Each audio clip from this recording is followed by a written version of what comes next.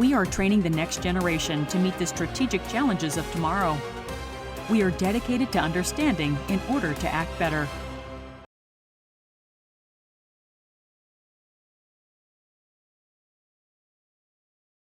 Welcome back on the second panel on new technologies, new partnerships, collaborations, and anticipation. So this morning we have with us the Colonel Yannick Michaud, who is a Deputy Director, General Intelligence Policy at Partnerships and Director, Geospatial Intelligence and Human Intelligence Policy at the Canadian Forces Intelligence Command. Since joining the Canadian Armed Forces in 1993, he occupied a number of command and staff positions at the tactical, operational, and strategic levels in the field of combat engineering, geospatial support, geospatial intelligence, counter improvised explosive devices, and as senior military advisor to the Deputy Minister and special advisor to the Commander of Canadian Joint Operations Command. Colonel Michaud has a bachelor degree in chemical and materials engineering from RMC and 3 master's degree in the Master in Science and Geospatial Information from Cranfield University in the United Kingdom, Master in Defense Studies from RMC, and Master in Arts in Strategic Studies from the U.S. Army Command and General Staff College. The presentation by Colonel Michaud will then be followed by a presentation by Christian Leuprecht, who is class of 1965 professor in leadership. He's at the Department of Political Science, Royal Military College, on leave as Matthew Flinders Fellow at Flinders University in South Australia. He is recipient of RMC's Cohen Prize for Excellence in Research, an elected member of the College of New Scholars of the Royal Society of Canada. He's president of the International Sociological Association's Research Committee, 01 Armed Forces and Conflict Resolution, Monk Senior Fellow at the Macdonald-Laurier Institute, and cross-appointed to the Department of Political Studies and the School of Policy Studies at Queen University, where he is also a fellow of the Institute of Intergovernmental Relations and the Queen Center for International and Defense Policy. An expert on security and defense, political demography, and comparative federalism and multi-level governance, he is regularly called as an expert witness to testify before committees of Parliament. And our last speaker will be Walter Dorn, who's professor of defense studies at the Canadian Forces College and at the RMC. He's a scientist by training, having a PhD chemistry at the University of Toronto, whose doctoral research was aimed at chemical sensing for arms control. He assisted with the negotiation, ratification, and implementation of the Chemical Women's Convention. You see the gender aspect of it, the Chemical Weapon Convention. And he addressed parliamentary committees in nations on several continents to support the ratification and implementation of the treaty. His interests are now broader, covering both international and human security, and especially peace operations and the United Nations. I will thus turn to Colonel Michaud. Each speaker will speak for about 10 to 12 minutes, and then we'll turn it to the floor for questions. So Colonel Michaud, the floor is yours. Unmute. Okay. Can you confirm you can hear me? We confirm. And can you see my screen? We can see your screen. Okay, fantastic. So it's a great privilege to talk to you from Ottawa. Thank you very much for the invitation. And it's great to be talking with Christian and Walter and sharing this panel.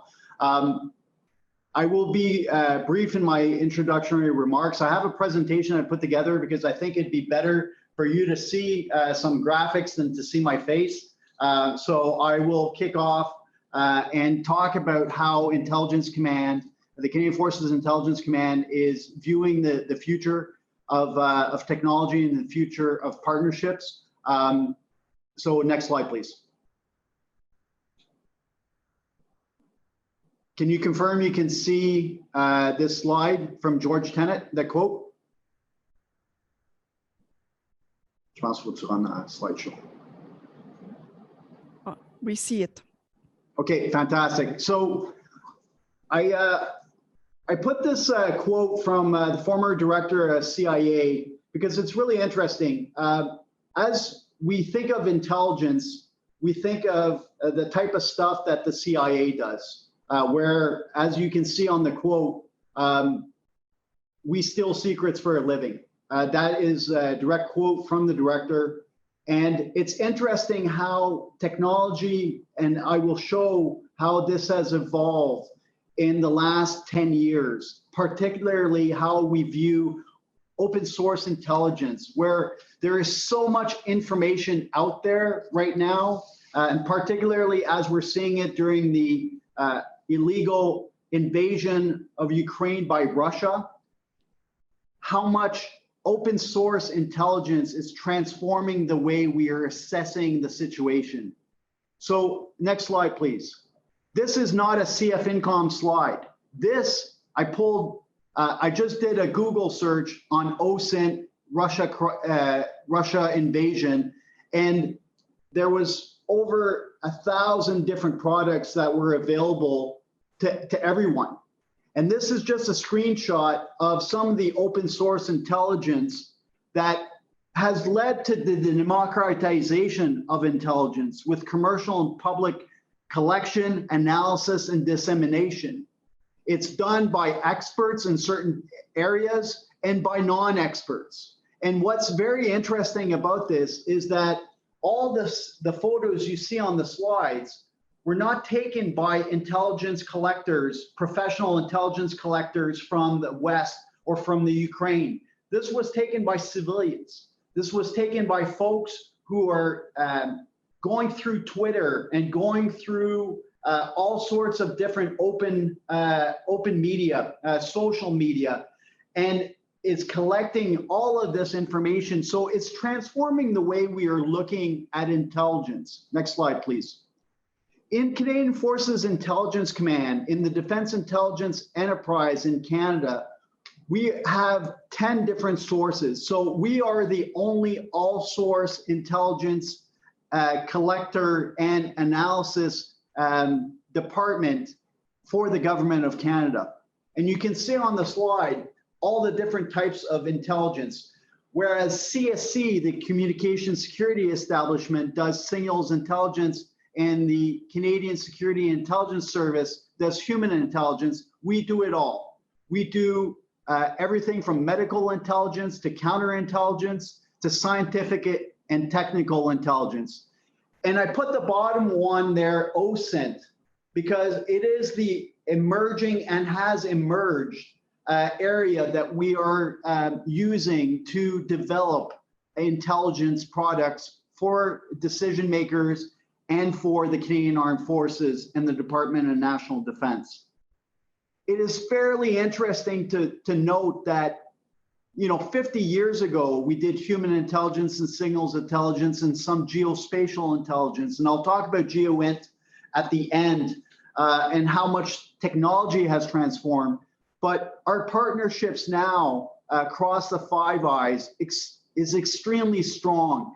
And I would say it's even stronger today than it has been in the last 4 to 5 years, given our willingness to work together and collaborate on all of these different sources. Next slide, please.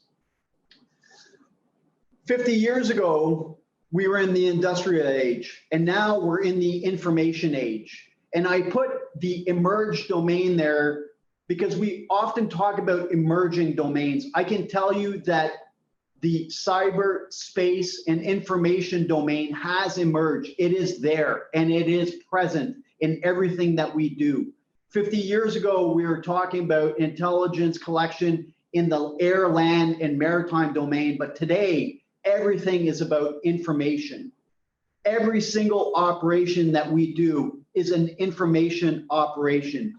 And what I mean by that is that we are communicating with our allies, with our partners, but also with the forces that are out there that could compete and in worst case, combat us in the physical domain. Everything is an information operation. Everything that we are doing, especially as we use open source intelligence, we are finding that it is about the strategic communications piece.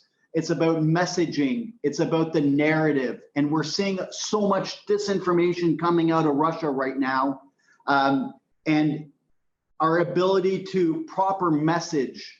And I say this because when you go through all the open source information, it is incredible the amount of misinformation and disinformation. The difference between the two is misinformation is you don't properly interpret the information that's out there, and disinformation is the information that is being communicated deliberately to mislead us. For example, there are videos out there of fighting in Ukraine, and when you spend 10 seconds looking at the video, you note that it's not actually Ukrainian and Russian forces fighting. It's a video of US forces fighting in Fallujah in 2003. But the average person watching this doesn't know the difference between our uniforms, doesn't know the environment in which, you know, the difference between downtown Kyiv and downtown Baghdad. They don't know that it's not the right video. So they think that this is something that's happening right now, when in fact it happened, you know, 18 years ago, and it is completely inappropriate and the wrong information that's out there. Next slide, please. So the way I kind of use this analogy is right now there is so much disinformation that's out there, and so much information or so much activity that is below the threshold of what is seen and not seen. And you can see here, I put together this slide to demonstrate all the things that we call below the threshold of conflict, the so-called gray zone, the so-called, below the threshold of conflict. It's both state and non-state proxies that are doing this. All the intellectual theft, the coercion, the fake news of the world, the political and economic interference in elections, in the world that is financing. All this is below the threshold. And then the question is, I pose these three questions, and something that would be interesting to discuss during the panel. How do we inform decision makers and the public of all these activities? Because right now, the analogy is that certain countries are doing these gray zone activities and things that are below the threshold of conflict. And they're doing it in a way that not only is it hard to detect and attribute, but it's also difficult for us to find where is the limit. Where would we go to conflict on a cyber attack?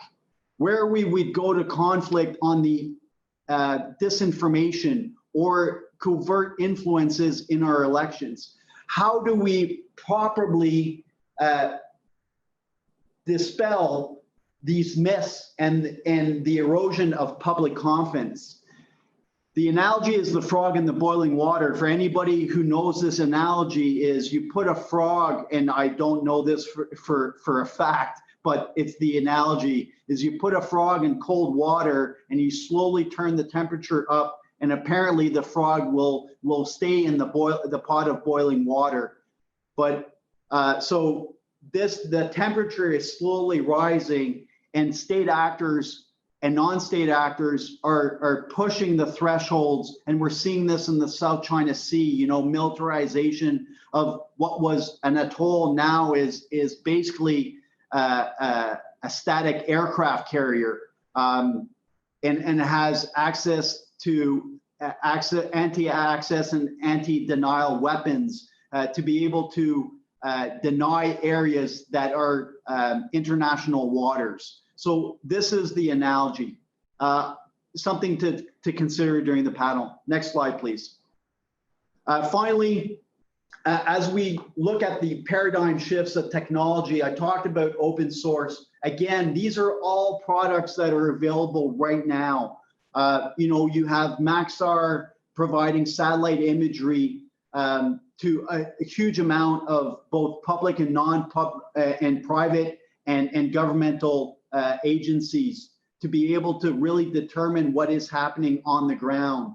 The advent of Twitter and other forms of social networking sites are showing videos in real time of what's happening on the ground. So it is transforming the way we are seeing partnerships. It's also transforming how we're using technology. As I mentioned, 50 years ago, Open source intelligence did exist, but it was reading newspapers. Now we're seeing videos of Russian forces advancing on the battlefield in real time, and it's not coming from a drone.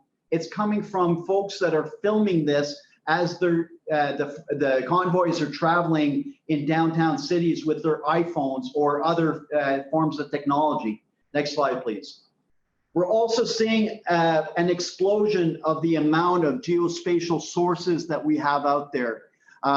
We are using more and more unclassified sources, and you can see the bottom right graphic is all the satellites that are going to be launched in the next 5 years. This explosion of commercial vendors is something we're tapping into. The advent of artificial intelligence, working with companies such as Preligence, to be able to do observations and using artificial intelligence. So when we see imagery, we're letting the computer tell us what has changed. And you can see there is a screenshot from their company of they are using artificial intelligence to identify aircraft and all sorts of different types of platforms that are out there, both land and maritime, and be able to leverage the computer to tell us if that aircraft is still there or if it has moved. We're using a lot more thin client interfaces to share geospatial information, and you see the top right graphic. This is from our Canadian Joint Operations Command that is sharing open source as well as other forms of geospatial information to be able to leverage technology to paint a picture of what's happening both in the humanitarian aid and disaster relief. So flooding, earthquakes, terrorist attacks, it's all being pushed on thin clients to decision makers. So instead of when I joined the geo world 20 years ago, it was us doing all this high-end intelligence and geospatial support. Now it's all being served, and the decision makers and the staff officers are pulling that information without having to go to us. So it's an incredible value of leveraging this technology, changing our partnerships. With that, I will stop now and looking forward to hearing both from Walter and Christian, and then sharing your thoughts. So I'll stop sharing my screen and I'll go on mute.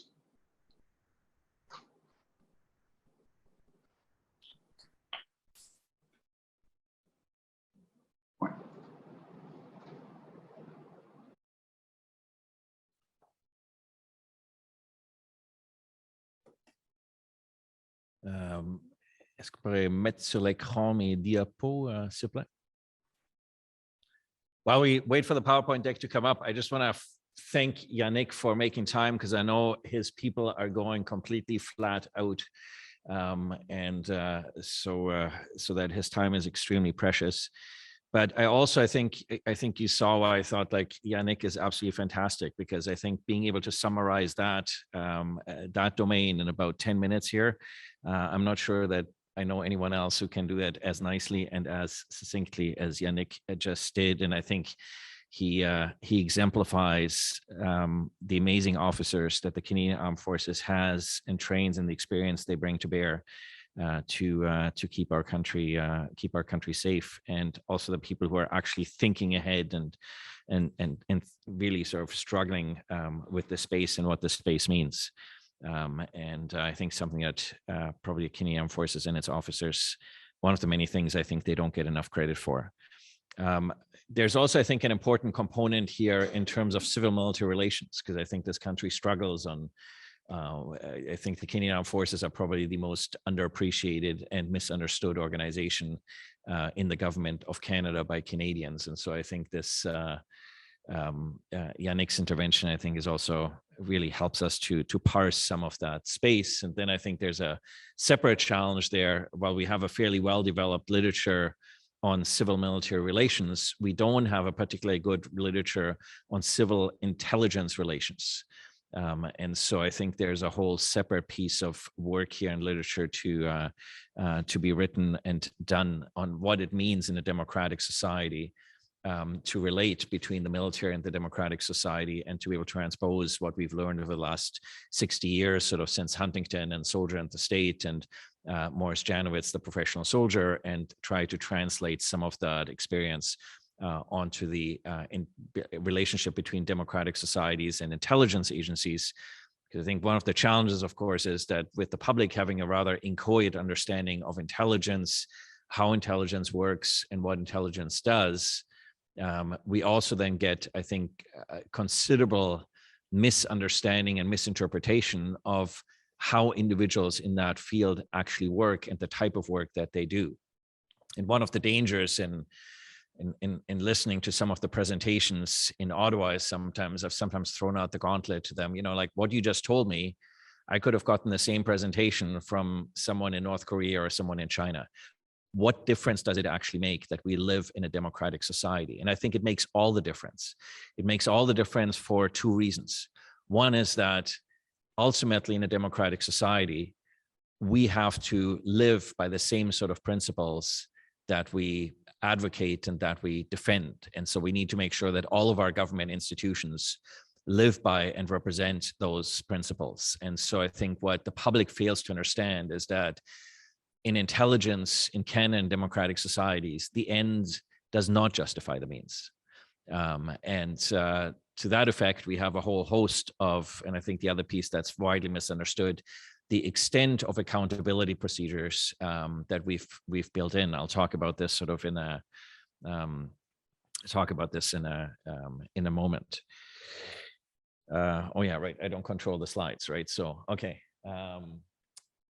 I'm here, I guess, not just as an egghead who gets paid to teach our cadets and do a bit of research, but also as the new editor-in-chief of the Canadian Military Journal that was stood up after Somalia and some of the challenges that came out of Somalia. And I think many of those challenges are as pressing today as they ever have been in terms of making sure that members within the armed forces have their own voice in terms of innovating the organizations and expressing professional criticism of the organization, but also in terms of advancing the dialogue between the Canadian Armed Forces and their society. So those of you who have an interest in that, come and talk to me. There's, I think, lots of opportunity for interesting ways to get some of that conversation out and going. And one of my efforts is to broaden the authorship, broaden the diversity of themes that are covered, but also in particular broaden the readership. I'm concerned that the delta between sort of the understanding of security, defense, intelligence in Canada and Canadians' understandings and expectations is actually widening. And I hope that the Canadian Military Journal can, and some of the conversations like the ones that we have today and the outputs that come from that can narrow that, can help narrow some of that delta. Because we live, as the Chief of Defense Staff said, we live in perhaps the most dangerous times that we faced in generations. And so if we have a misunderstanding of our security, intelligence, defense institutions, that risks playing into the hands of our adversaries that then capitalize and instrumentalize those misunderstandings in order to delegitimize those institutions and delegitimize the democratic institutions that they ultimately defend and to whom they are accountable. Donc, juste pour mettre en contexte un peu ma façon donc de réfléchir sur ces enjeux, fait énormément plaisir. Donc, c'est ma première fois à Bishops et j'ai débuté dans cette industrie dingue qu'on appelle donc la recherche académique et nos efforts donc comme universitaire, comme quelqu'un qui s'intéressait au changement démographique et forcément donc Bishops et sur la route, une des 4 routes donc de l'immigration des loyalistes pendant la guerre civile aux États-Unis. Donc Bishops est donc une des manifestations, donc une des 4 régions où les loyalistes se sont installés. So I think there's also an interesting historical dimension to this, and then sort of interests in political culture and how political culture continues to, I think, shape over generations some of the decision making and political predispositions. And I think we also got that in Will's presentation. One of my my first sort of major article was on the underappreciated immigration from the United States up through Alberta. But what a lot of people don't realize is those immigrants then moved on to British Columbia. And so one of the ways that I think you can understand some of the split in public opinion also in British Columbia on some of the issues, I think, of that Will laid out is by understanding some of those immigration patterns. And the nice thing about political culture is, of course, it's very difficult to demonstrate it empirically. So you can make whatever claims you want, and it's very hard for anyone to prove you wrong. So, so much for that. So the one of the things I think I learned from the military is you always want to protect your flanks and minimize your attack surface. So picking something where it's difficult to prove you wrong is, I think, always an interesting strategy for academics. So, all right. Prochain diapo, s'il vous plaît. So I think this is just kind of for fun to give you a sense of how intelligence has changed over recent decades. Who's not familiar with Spies Like Us? You've all, like, so if you haven't seen Spies Like, so I always tell people, if you understand how intelligence has changed, watch Spies Like Us, and then you've probably watched Zero Dark 30, and it'll sort of give you the contrast of how things have changed over a good 40 years or so. But I only say that sort of half facetiously, because of course the intelligence domain has changed substantially. Because really prior to World War II, and certainly prior to World War I, there weren't any permanent intelligence organizations. They would be stood up sort of during wars, and so you'd use them sort of to leverage against your adversary. So with the advent of Napoleonic Wars, and so if you get this confrontation, that nation state based sort of confrontation. And one of the lessons that came out of that is that you need to have better intelligence on what your adversary is up to, because otherwise these ragtag hordes, from the French Revolution, will end up beating a much superior Prussian army, and almost end up beating Prussia out of existence. And so one of the things that we get then is sort of these intelligence organizations, but they tend to be sort of stood up during wartime, and then sort of they disappear. There's some exceptions to that, but you'll see sort of in the United States, the first intelligence organizations, permanent intelligence organizations, interestingly enough, related to financial intelligence, coming out of the U.S. Civil War and in the Department of the Treasury. And it's this is very much a phenomenon of keeping these organizations around of the end of the Second World War, and the realization that the security environment had changed, and the security environment was no longer just about large military confrontations or sort of these Napoleonic type wars, but this sort of what Yannick also sort of described as sort of these gray space efforts, and initially focused, of course, around the Cold War, so sort of state-based espionage. And that's when sort of life was reasonably straightforward, because all you had to do is find the spooks from the other side that were trying to hide out in your population, and you need to then try to uncover them, and you might either put them in jail, or in most cases, you just send them back home. So that was sort of the age of espionage. And then you see sort of in the 60s and 70s, this expanding to domestic type terror organizations.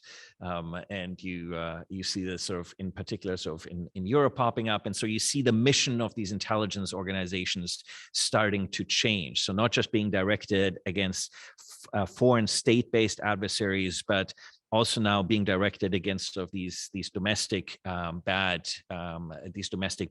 actors.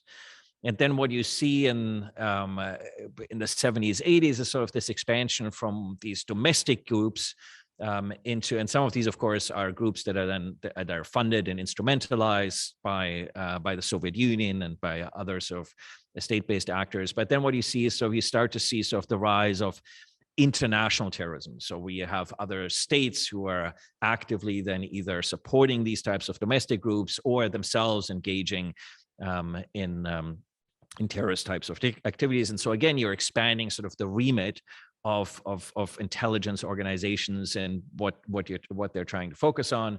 And then you end up getting sort of the transnationalization of extremism and of terrorism. And again, sort of you get a pivot in the orientation of intelligence organizations. But then you get sort of the multiplier effect in the 1990s of two advents. One is the rise of the internet, And the other is the rise of information technology, in particularly these types of things. And do you know what this is?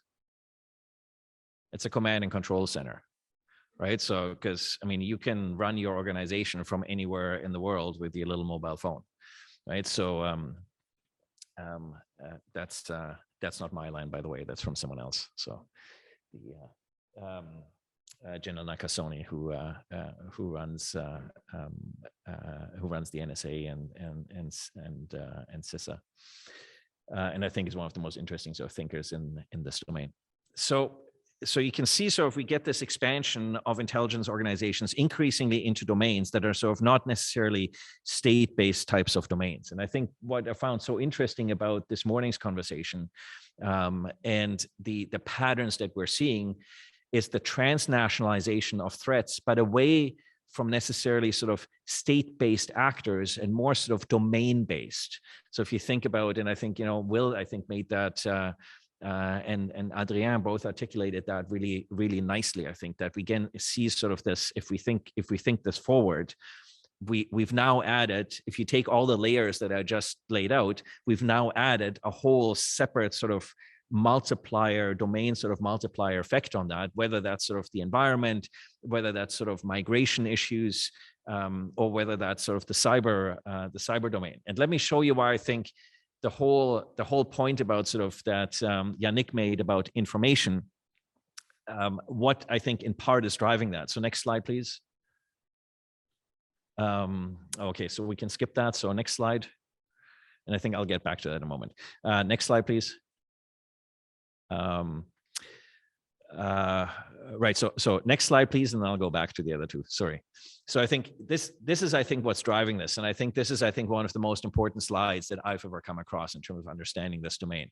So if you want to understand what's happening in the cyber domain, here's sort of, if you look at your X and Y axis, you can see essentially how the extent of knowledge you need to engage in the cyber domain, the costs of entry and the extent of knowledge drop dramatically, while with very relatively sort of limited sort of capabilities, you can get an enormous amount of sophistication. So technology adds an enormous multiplier effect in terms of lowering the barriers of entry and allowing with relatively low barriers of entry and relatively low costs, engaging in a very high degree of sophistication. Now, there's still, I think, a separate, so this is sort of, I think 98% of what's going on in the cyber domain. You still sort of get the very high end Russian and sort of Chinese actors here that are able to do things that I think are basically their ability is to integrate all these capabilities on the slide and then to engineer those capabilities specifically. So, I mean, so SolarWinds is a nice example of, I mean, you had 1,000 Russians likely sort of estimated work for probably a year and a half on the SolarWinds exploit.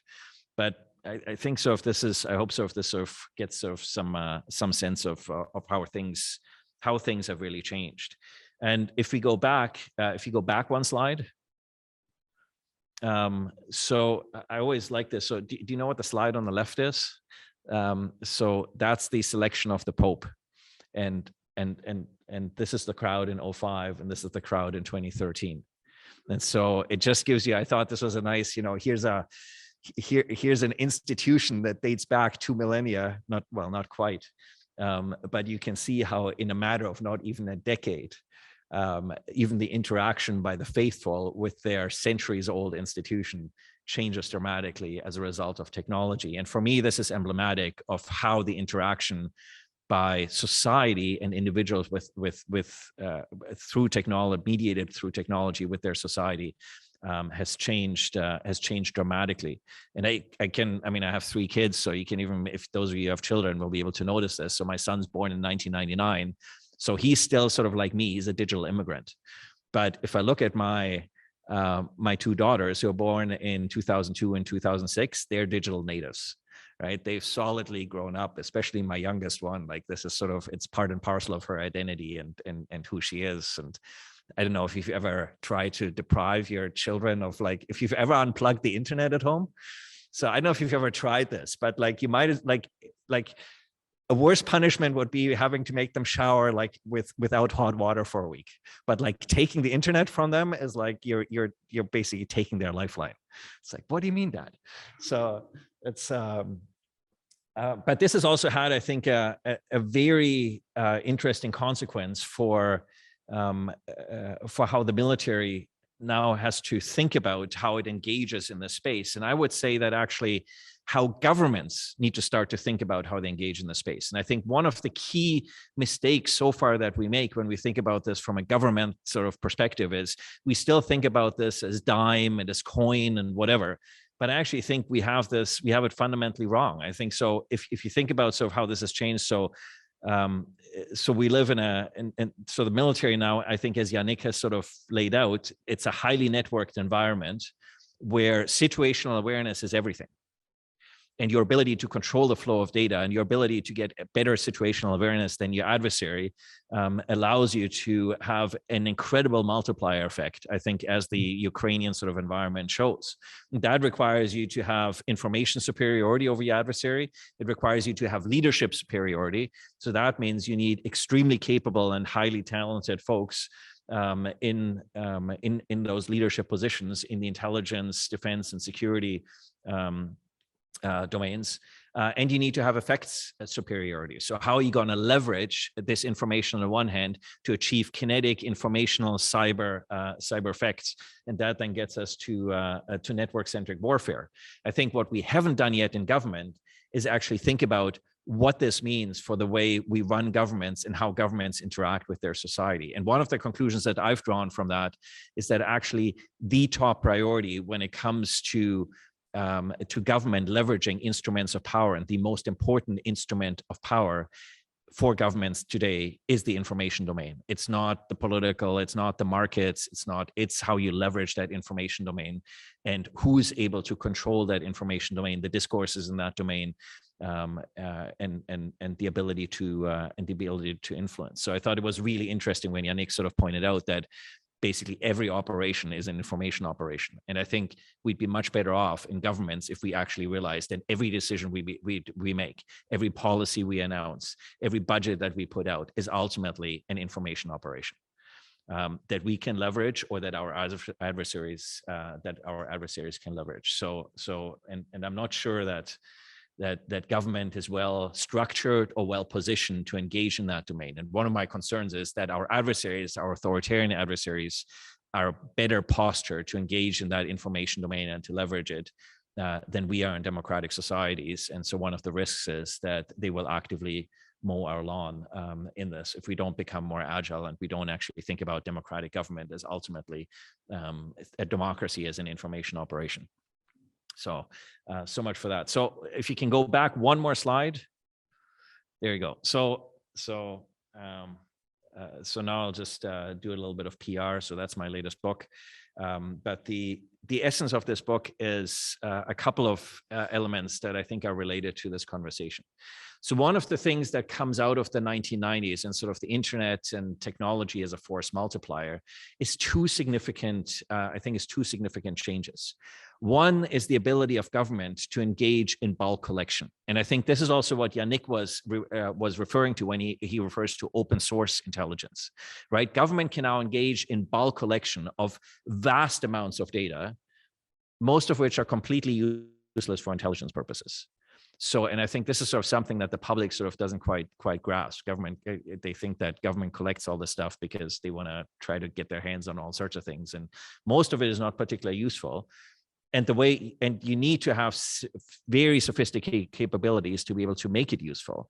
The other is then that the public confounds bulk collection with mass surveillance. So they assume because government can collect all of this, government uses all of this information to try to spy on populations, manipulate populations, read everybody's email, and so forth. And so I think drawing that distinction between And the implications of that distinction, I think, for democracy are critical between bulk collection and mass surveillance, because the bulk collection piece is an important component of intelligence, as I think Yannick laid out. But it is how we actually deploy that bulk collection and the parameters that we put around that, as well as sort of the directives, the accountabilities, the policies around that, that is critical. The other is that we've taken intelligence organizations that really used to be passive collectors, and we've turned them into active enforcers.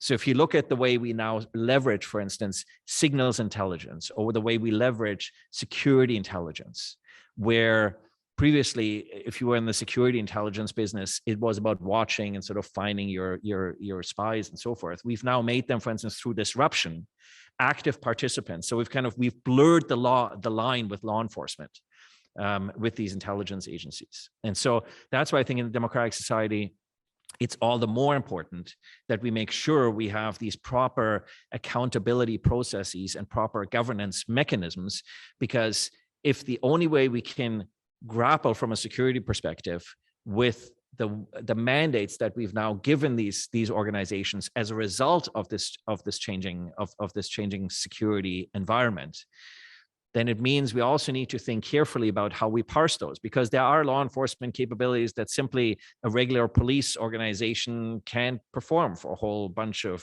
reasons, or that you would rather want to have. I mean, if you look at Canada, I mean, there was lots of disputes about, you'll recall, sort of, I mean, I was one of the few people who got to testify on this, right? When CSIS got their disruption powers, like but of course, I mean, look at the RCMP. What's the alternative? You could give the RCMP disruption powers.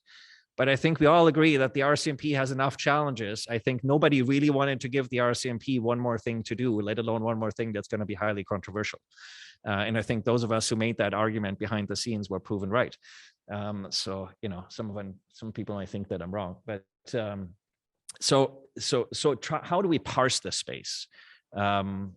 So that's sort of one of my key concerns here.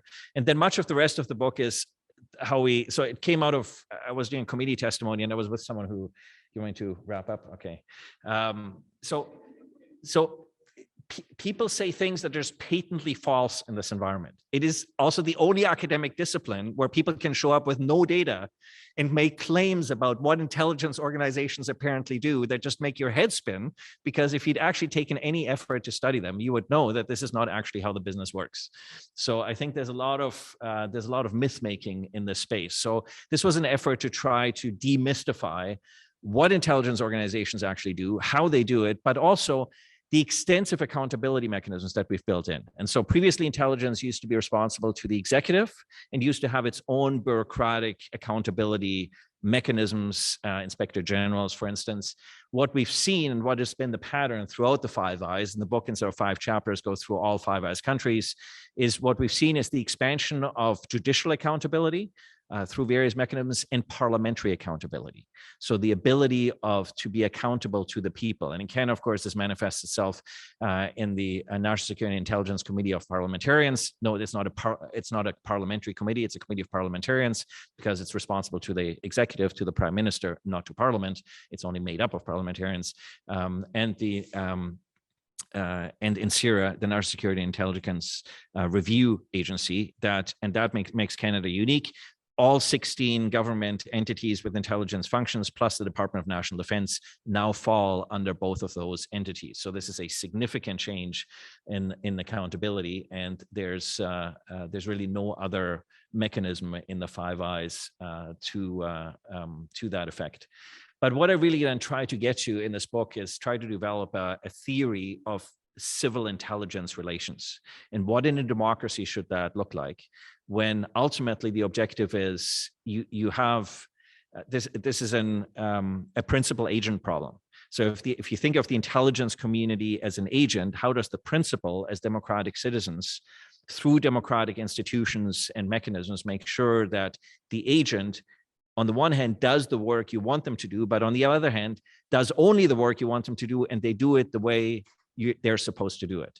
And I think this is, to me, ultimately fundamentally critical in the 21st century, because intelligence is our first line of defense, because if we live largely in this gray space area, then it means you have to know what your adversary's capabilities are and what your adversary's intent is before they ever actually act on it, so that you can find different ways to disrupt or to mitigate that before they actually hit you. And so this sort of, and I'll finish on this, this is sort of then a whole separate life that I have on borders, where we still think about borders as sort of these lines in the sand, but really what we've seen over the last 20 years is borders being pushed in and borders being pushed out.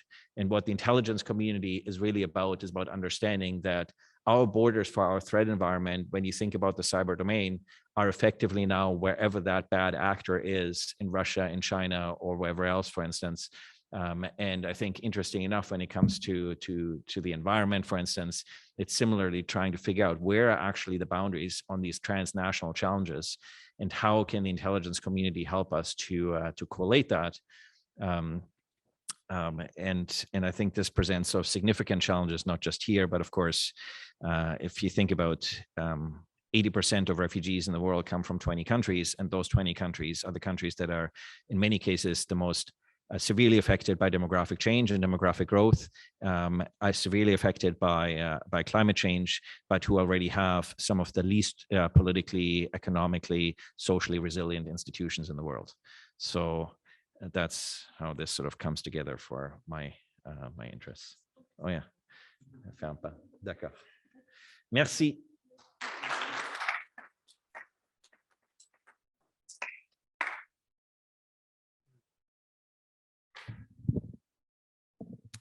C'est un honneur et aussi un défi de suivre mes collègues Yannick et Christian. Les présentations étaient excellentes. Alors, je vais faire my focus on technology, the technological component of intelligence. When Christian was saying that the cell phone is now a command and control center, I think we can also say that it's a C4ISR. It's got all of those elements, including the surveillance, reconnaissance, intelligence component. And I'll look at how technologies can be used in both war and peace. These monitoring technologies that have seen an explosion in the last few decades means that monitoring technologies, next slide, have really increased our world today. And they have very positive and negative influences, but I'll emphasize the positive ones in this slide. That monitoring technology increases your range and accuracy of observation. So cameras remotely placed or from outer space or in the air. That it permits continuous monitoring. So before, you know, in our typical spies would be stationed outside the Pentagon and watching how many cars were in the Pentagon parking lot. Now we have ability to do continuous monitoring in a way that in previous decades was not possible. It can increase your effectiveness, and one of the arguments I make is cost effectiveness too, especially when I talk about peace operations, that sometimes having some remote cameras can be more effective than putting people 24/7 on an observation post. And it can decrease your intrusiveness if you don't want to have the personnel right there in order to do the monitoring, and increases the safety of the personnel if you're in forward deployed areas like in Ukraine today. And of course, the recordings and evidence that you get can be used in the future, including for criminal tribunals. Next slide, please. So let's have a look at Ukraine today. You'll see how much technology is making a difference on the ground. Rather incredible. When we talk about the javelins and the NLAWs, which are fire and forget weapons, meaning once it's been identified, then the target can move, you can disappear, and it will find the target using the sophisticated technology, including infrared capacity and the ability to follow a target and inertial guidance systems. Or, for instance, the Stinger missile, which is having devastating effect on the Russian Air Force in Ukraine, as the Javelin and NLAWs are having on the tank force in Ukraine. The Bayraktar, the Turkish drone, is making a significant impact, and thanks in part to a MX-15 camera, which is made in Canada in Burlington, Ontario. And they are used for the very important thing of targeting. I mean, it's so important to have precision on targeting, as we know from all the bad targeting that Russia has done, whether intentionally or unintentionally.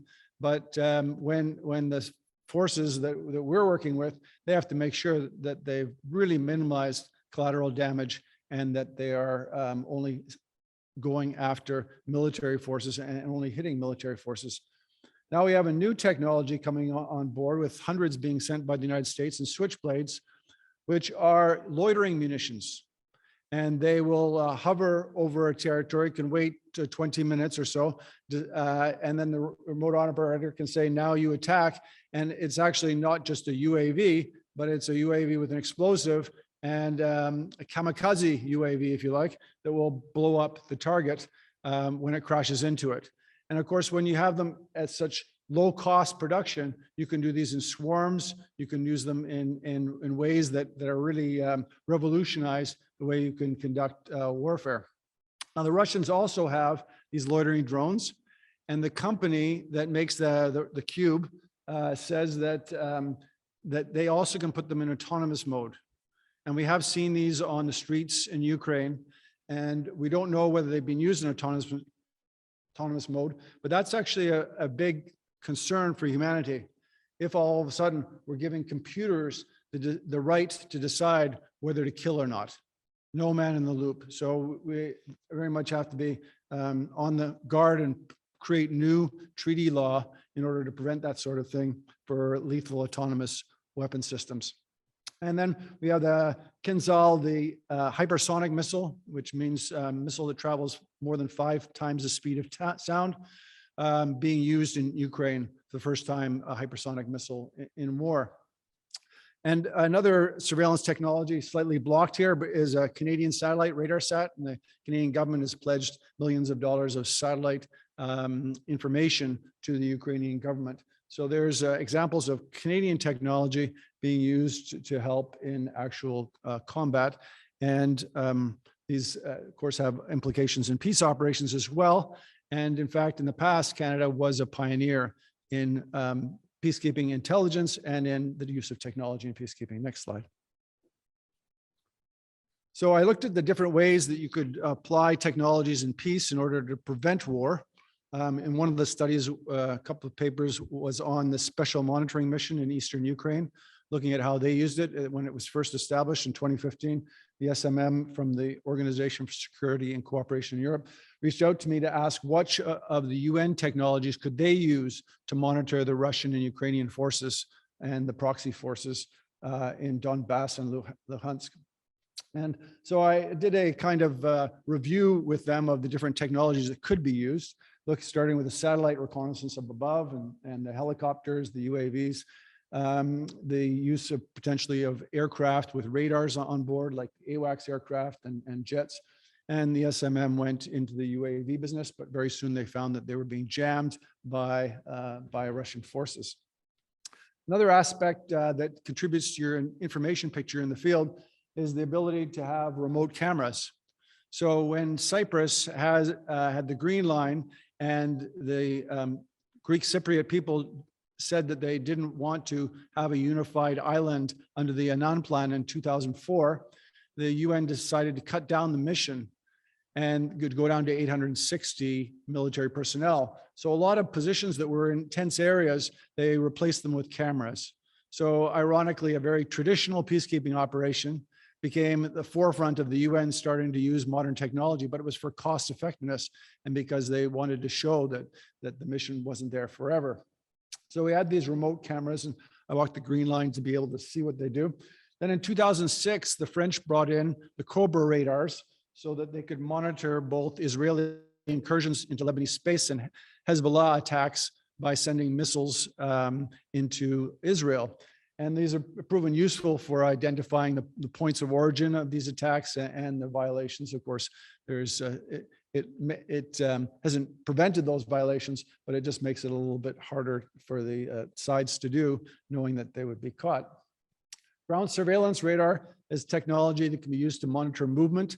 The UN actually did use it back in Basra in 1991, just before the Gulf War, when they would monitor traffic, naval traffic coming in and out based on the radars. And now the UN has major radars based on the Maritime Task Force in the Mediterranean off the coast of Lebanon, where they can actually look far into the interior and also see activities in the airspace in there.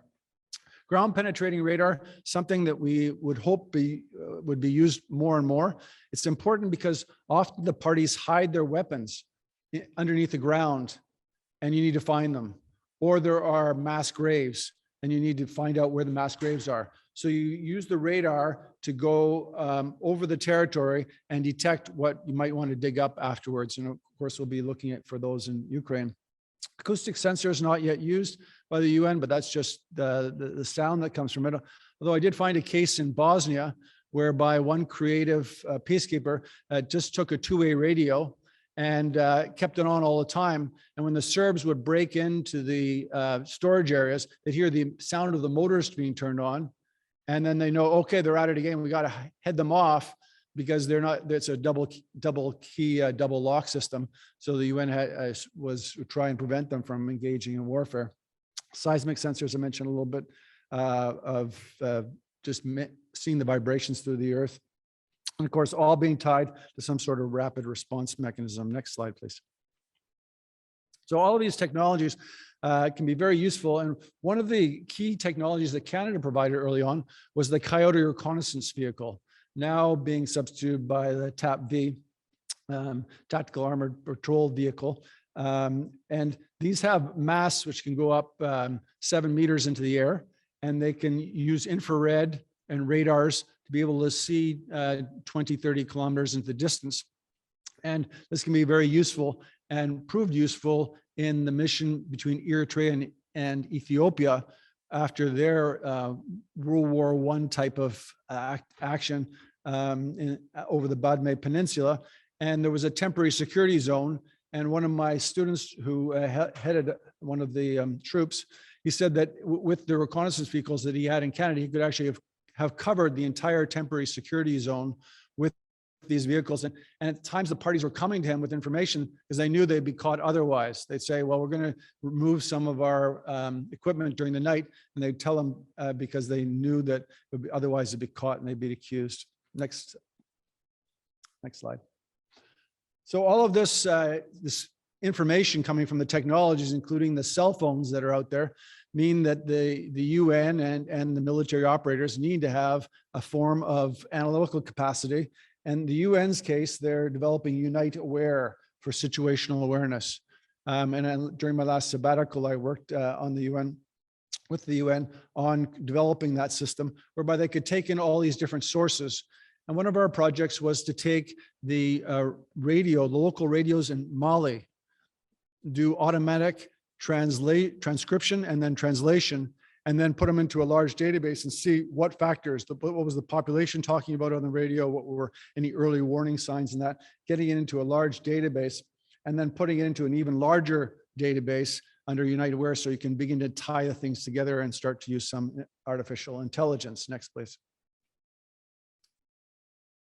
So in order to convey that information from different points, it's very important that you have secure networks. Obviously, the Russians are failing in many regards in Ukraine now, not having secure networks. There's heavy metal music being played on some of their networks in order to confuse them. It's also, there's eavesdropping going on, and they were having to rely on cell phones.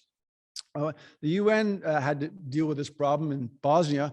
There were some Scandinavian peacekeepers reporting on where mortar fire was coming in. And the UN saw that it was being used to correct the fire by the people who were firing those shots. So the UN over time has developed more secure encrypted communications channels, and they have the Mali Mission Secure Network brought in to help the communication between different points, including the reconnaissance imagery. For instance, the Germans fly the Heron drone and they send the imagery back to Germany, and they get a mission report of what the Heron has seen 48 hours later. And that's just part of the globalization of this technology that you can do it in the back office. Next slide. So one of the things that all of this means is that if the UN or any forces wants to protect the civilian population during combat, even during combat. The power to protect depends on the power to connect. In an age where peace operations are mandated for the protection of civilians, it is essential to connect with the population. So next slide is a different model where we can start to use the population itself to help protect itself. I call it the coalition of the connected, so that the population and parties form the majority of the information down at the bottom level. You have your verification technology, which is gathering other information, and a lot of corroboration, saying what's true, what's false. And then you have locally hired observers or your personnel on the ground who are actually right there. And then your international observers, which are smaller, if we have some sort of mentors in the field, or we have the UN peacekeepers actually in the areas where of conflict. So in this pyramid, you can actually see that the international observers, which are normally the center of UN operations, become a really just a small component of a much larger information system where you have big data generated, lots of cross-referencing, lots of need for new filters, and you need artificial intelligence to manage all of that. Next slide. So what I call this is participatory peacekeeping. And now what we're seeing is participatory warfighting in the Ukraine, that it's locals protecting locals and actually protecting their own soldiers in the case of Ukraine. With the cell phone revolution, you have new possibilities for crowdsourcing and indeed crowd seeding. So that not only are you asking people for information and drawing upon it on the social media, but you're actually rewarding certain people, maybe with cell phone time, for information that they provide, and you get trusted sources. So you can use the crowd and the people in it to be able to gain new information for peace or for victory. So I call it the protection through connection, or the coalition of the connected. Next slide, and I think I'm nearing the end here. There's lots of other concepts that can be used. I mean, Sarah-Myriam is one of the world's expert. We're on peacekeeping intelligence, PKI. And that area is really seen it being taken off. When I started with the first case study of peacekeeping intelligence, published in 1995, the intelligence was considered a dirty word in the UN. It was not to be used. It was banned from the lexicon, as they said.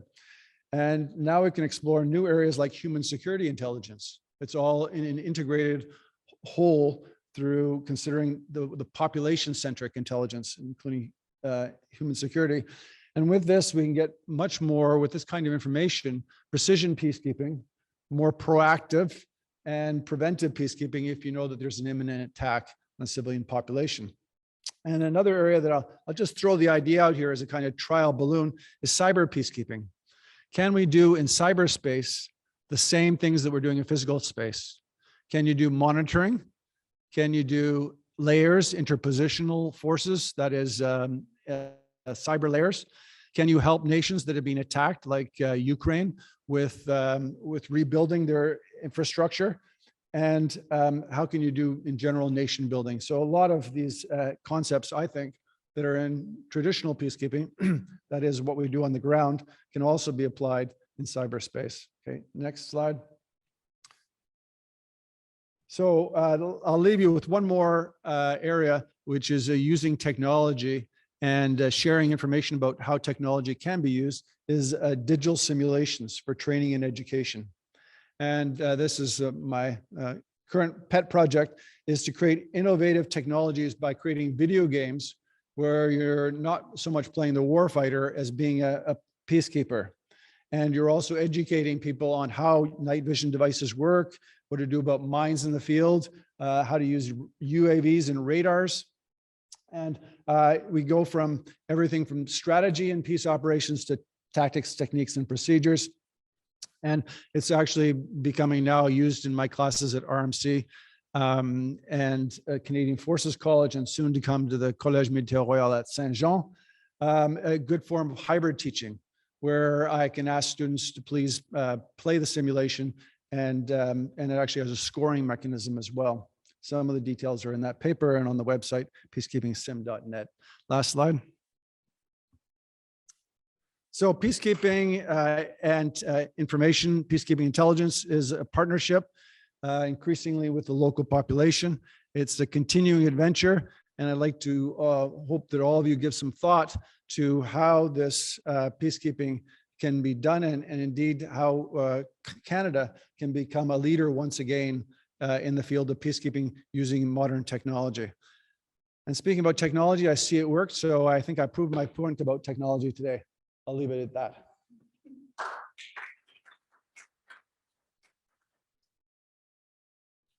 Thank you very much for the four panelists. We'll take questions, but we have about 20 minutes, so we'll take questions from the floor and of course from the participants that are online. So please don't hesitate if there's any in the Q&A, or if for the participant online, you can use the Q&A section or the chat. We have already one question. Will? Yes.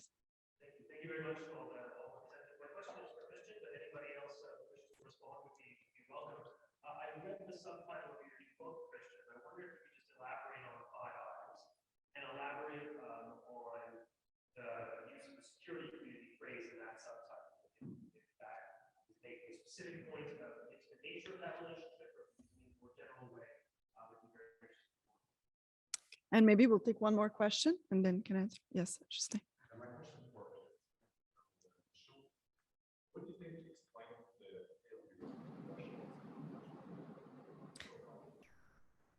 the Did you hear the question, Colonel Michaud? No, unfortunately, I did not. Both questions. So maybe if you could repeat it yourself or have someone repeat it. So, Will, could you give me the keywords of your questions?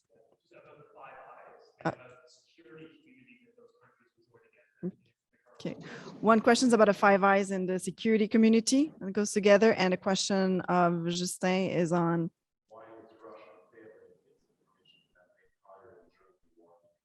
okay, so why is Russia failing its information campaign prior to the war in Ukraine?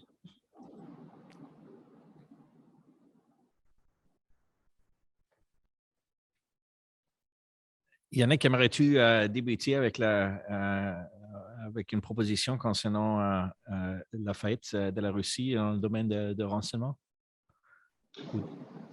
Oui, je peux commencer avec ça.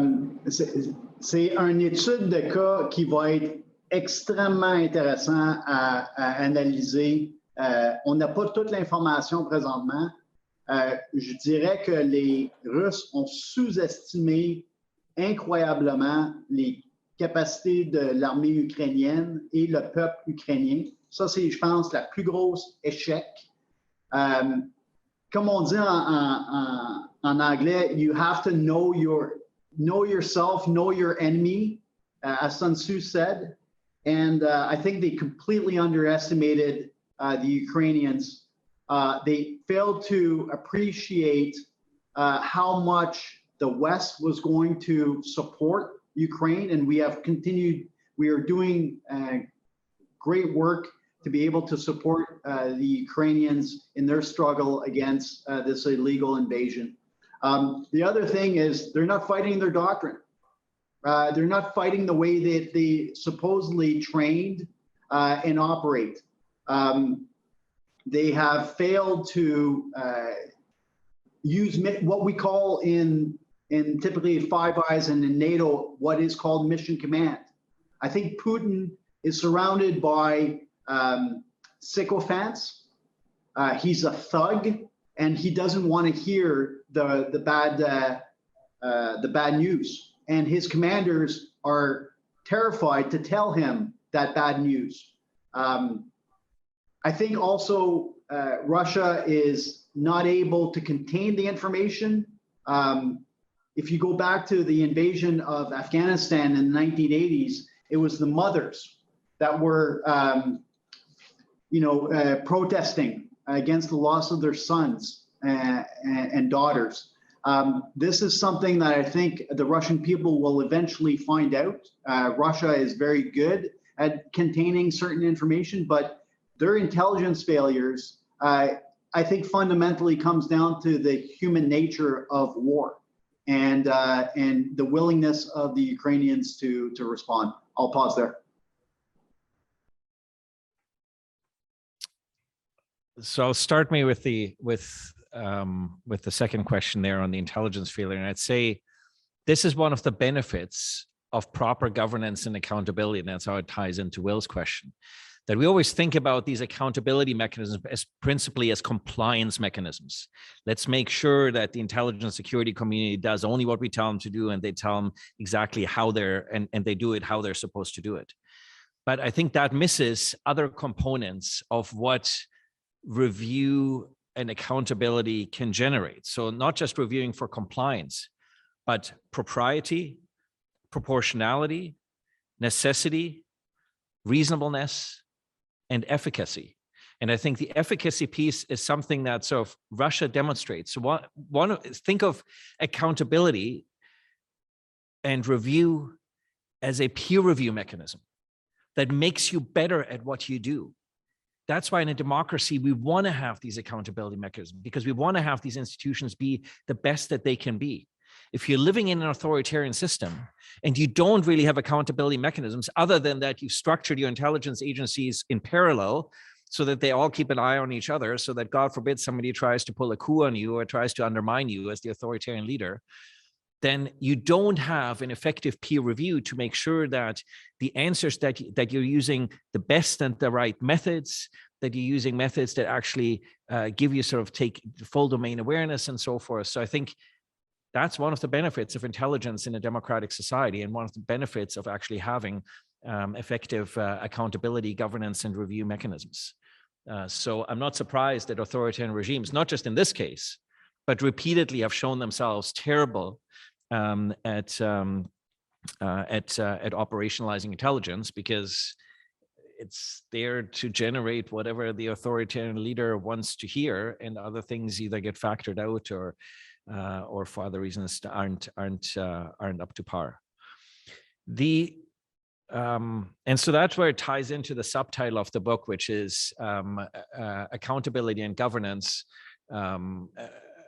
across the, oh God, it's my own, I guess I should know my own subtitle, eh?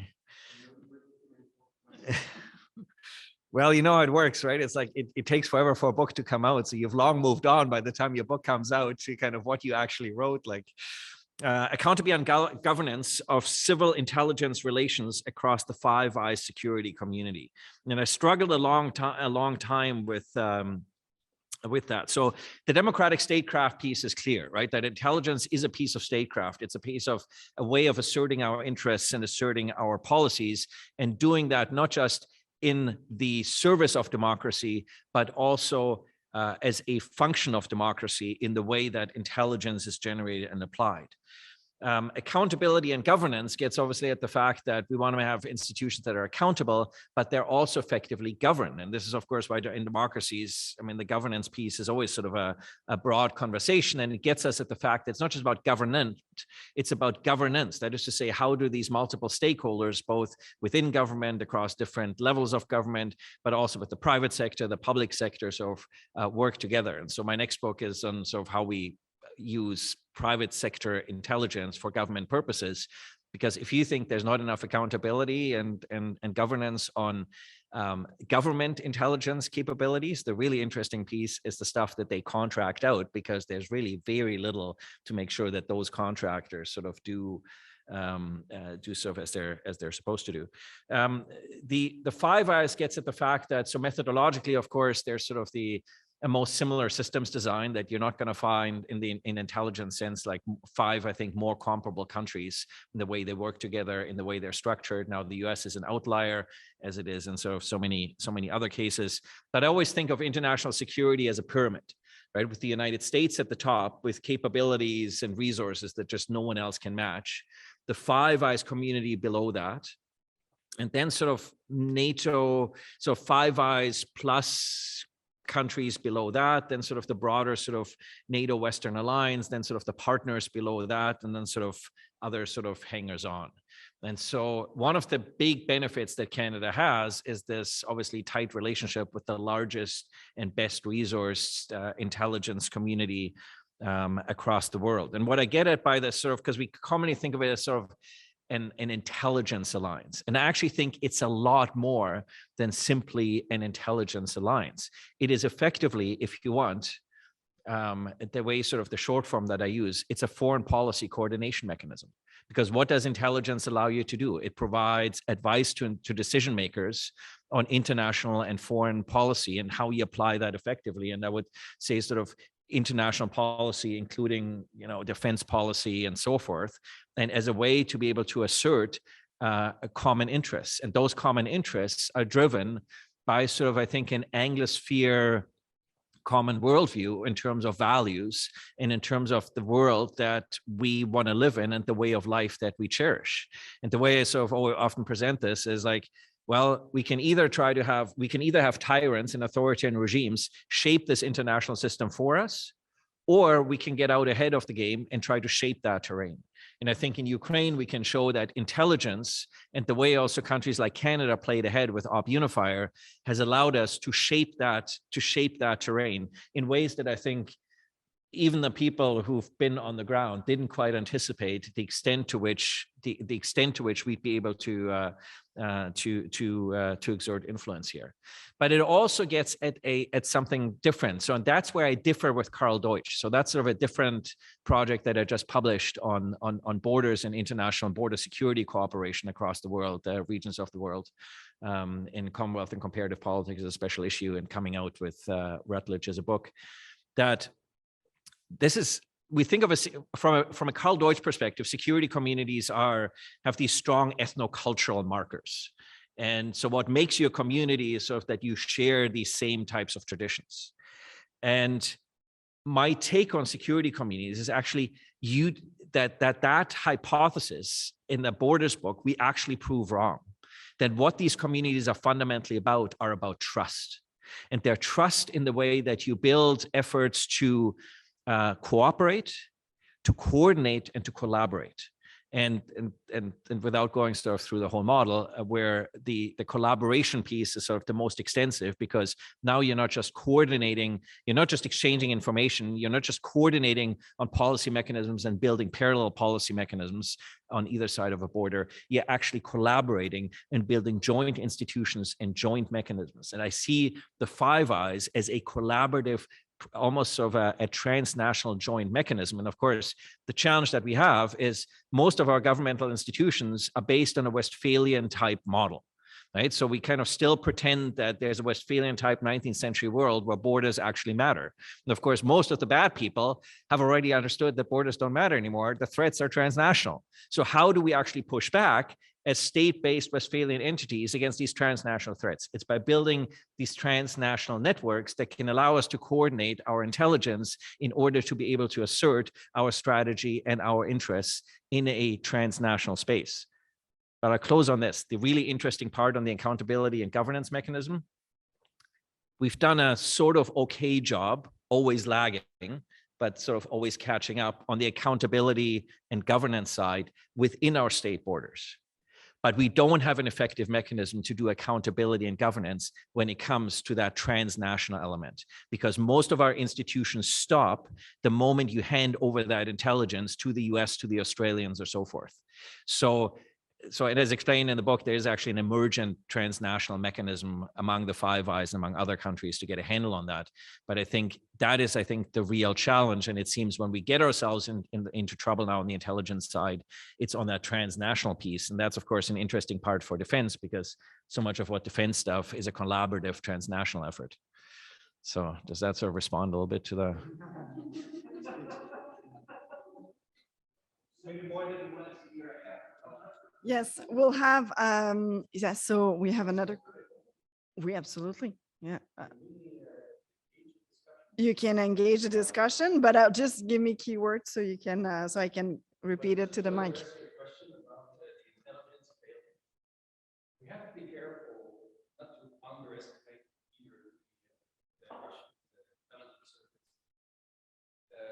When there's a failure, it's always that's the default. And we have to be careful that it's not instead a command failure, because the responsibility of Putin is to put in place a system that allow his intelligence service broke that link.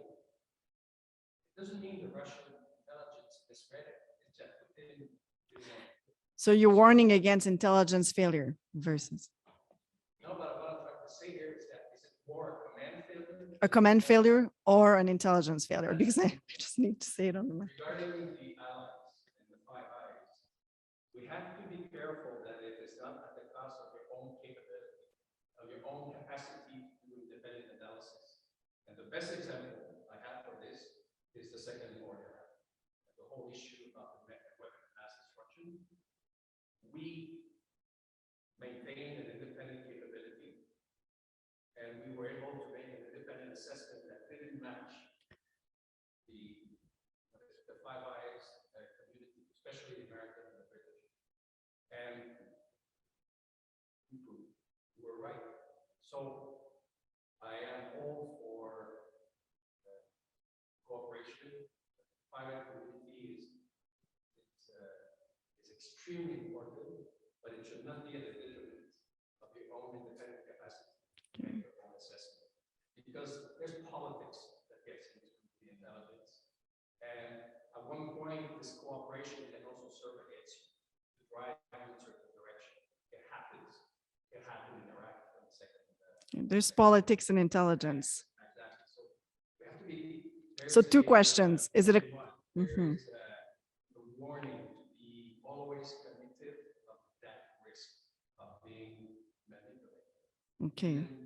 So Christian Rousseau is warning against the threat of being manipulated. And is it a command failure or an intelligence failure? And also to be careful on the politicization of intelligence through groups like Five Eyes. Would that summarize a bit in a nutshell? Not a question. It's a comment. It's not a question. It's a comment. All right. Are there any questions? We have time for maybe one more questions. Two more question. Will? Yes, a follow-up. Okay, go ahead.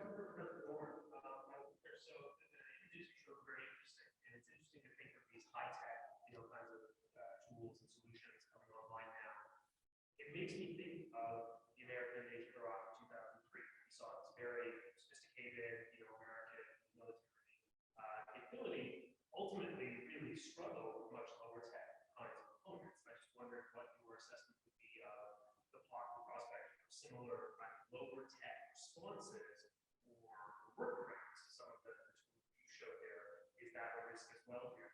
Develop these more sophisticated systems that can undermine for basic. So the question is about very sophisticated technology that could be undermined by much lower tech technology. And is there as much as a risk than there was in Iraq or Somalia, actually, for that effect as well? Yes, the question is for Walter Dorn. Yes, thank you very much. I think that's a very good point, that as we get increasingly sophisticated systems, there are more points of attack where the system could break down. But at the same time, the sophistication has self-corrective mechanisms as well. So you're playing a game there. The American intelligence, if we're talking about the Iraq case, as the two previous comments were yourself and the previous commenter, from 2003 showed the political influence on the intelligence. It was being sexed up, to use the one colleague in the UK, who ended up committing suicide because he felt that his intelligence was being misused.